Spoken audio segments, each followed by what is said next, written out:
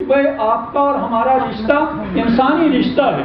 اگر آپ کے انسانی رشتوں کے بائیوں پر ظلم ڈھایا جا رہا ہے تو بحیثیت انسان کے آپ پر بھی ذمہ داری بنتی ہے کہ آپ اس ظلم کے خلاف آواز اٹھائیں.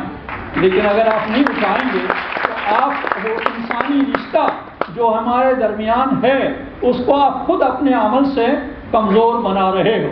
یہ یعنی ظلم جب انسان پر ہو رہا ہو، جب انسان کی عزت لوٹی جا رہی ہو، جب انسان کی عصمت پامال کی جا رہی ہو، جب انسان کی زندگی کے ساتھ کھلواڑ کیا جا رہا ہو، جب انسان کا گلا دبایا جا رہا ہو، جب اس کو اپنا پیدائشی بنیادی حق مانگنے کے لیے انٹروگیشن سینٹرز میں سروں کے بل لٹکایا جا رہا ہو، اس کے جسم پہ رولر پھیرے جا رہے ہوں، اس کو جلتے ہوئے سٹوں پہ جلایا جا رہا ہو اور اس کے جسم میں لوہے کی سلاخیں تک داخل کر دی جاتی ہوں، تو ایسے ماحول میں انسان خاموش رہے.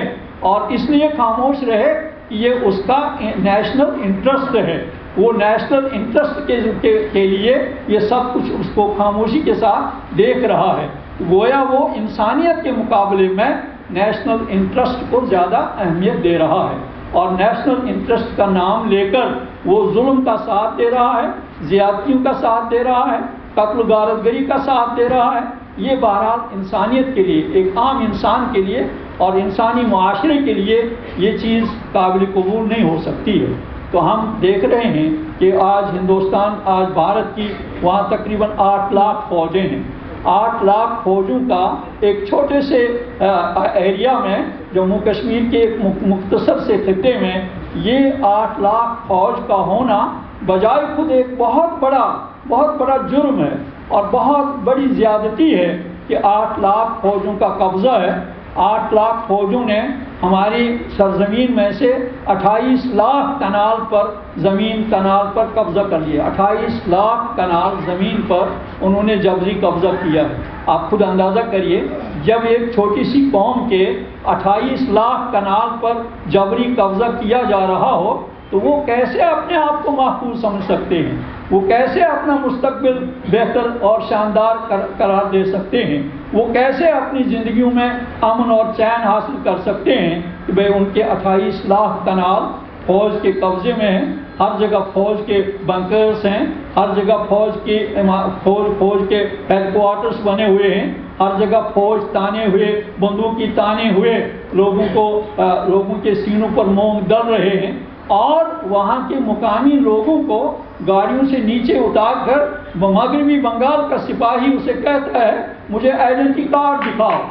یہ آپ کو اندازہ کریے کہ مہاراشٹر کا سپاہی، پنجاب کا سپاہی، بنگال کا سپاہی، آسام کا سپاہی، مدھیہ پردیش کا سپاہی، جموں کشمیر کے پشتنی باشندے کو، چاہے وہ ہندو ہو، سکھ ہو، مسلمان ہو، عیسائی ہو، لداخ کا رہنے والا ہو یا کٹھوا کا رہنے والا ہو، اس کو کہہ رہا ہے کہ مجھے آئیڈینٹی کارڈ دکھاؤ. یہ اس کے ساتھ بہت ایسی زیادتی ہے جس کو وہ برداشت نہیں کر سکتا ہے. وہ اس کی ڈگنیٹی کو چیلنج کر رہا ہے. وہ پشتنی باشندہ ہے ریاست جموں کشمیر کا اور ایک نان اسٹیٹ سبجیکٹ جو ہے وہ اس سے پوچھ رہا ہے کہ تم مجھے آئیڈینٹی کارڈ دکھاؤ. یہ فوجی قبضے کے دوران میں ہمارے ساتھ یہ سلوک ہو رہا ہے.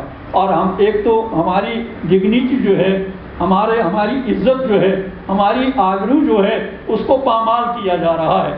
کونن پوشپورا ڈسٹرکٹ کپوارہ میں ہماری ایک بستی ہے، وہاں 1990 میں وہاں درجنوں خواتین کی عصمت دری کی گئی.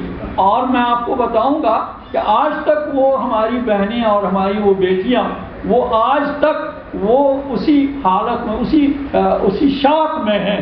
ان کی شادیاں بھی نہیں ہوئی ہیں جن کی عصمتیں لوٹی گئیں دن دہاڑے بھارتی قابض فورسز کے ہاتھوں. 6 اکتوبر 2001 کا ایک واقعہ میں آپ کو بتاؤں گا کہ 30 RR تحصیل ہندوارہ کے ایک گاؤں جگرپورہ میں جاتے ہیں صبح 6 بجے 6 اکتوبر 2001 کو. اور ایک مکان ہے وہاں بستی میں، وہاں محمد ابراہیم ڈار کا وہ مکان ہے، وہاں ناک کرتے ہیں کہ بھئی ہمارے لیے چائے بناؤ. یہ 30 RR والے لوگ آئے ہیں، یہاں کریک ڈاؤن ہے، ہمارے لیے چائے بناؤ.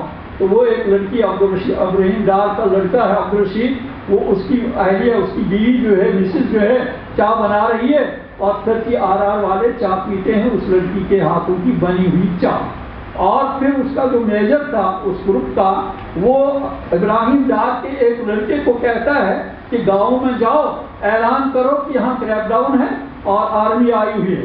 دوسرا لڑکا عبدالرشید، جس کی بیوی نے چائے بنا کر دی، اور ابراہیم ڈار، دونوں کو کہا جا رہا ہے تم مسان میں بیٹھو، اور جس لڑکی کے ہاتھوں سے ابھی ابھی ان لوگوں نے چائے پی تھی، اندر جا کر اس کی عصمت لوٹنے کی کوشش کرتے ہیں. وہ چیختی ہے، چلاتی ہے.